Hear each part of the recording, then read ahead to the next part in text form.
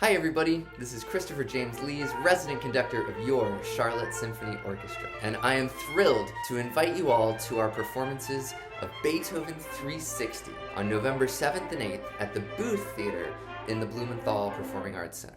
Now, this is a story that we thought would be really interesting to tell. And when you first hear the words Beethoven 360, perhaps your mind conjures up an image of a bust on a lazy Susan spinning around.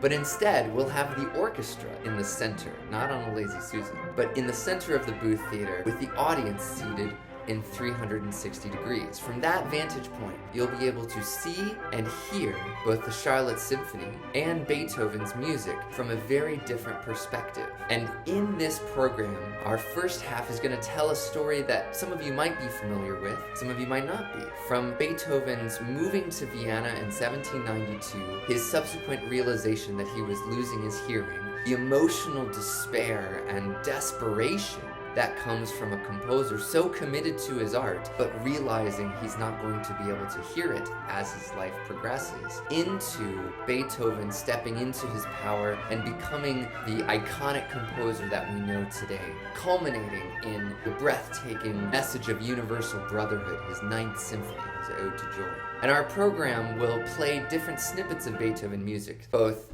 his orchestral music, like the end of his 7th Symphony, his 8th Symphony in its entirety, his Coriolan Overture, but then also some pieces of chamber music, like a lieder, a song cycle called An die Hoffnung, which means to hope, and also an oboe trio, 2 oboe English horn trio that he wrote, a set of variations of an aria from Don Giovanni, one of Mozart's famous last operas. And so this story we think will really resonate with people because whom among us hasn't experienced an existential crisis at some point? Who among us hasn't had a moment of despair where we've questioned what we're doing? And then what were the things that Beethoven did? How did he find his way out and find his way into his own personal strength?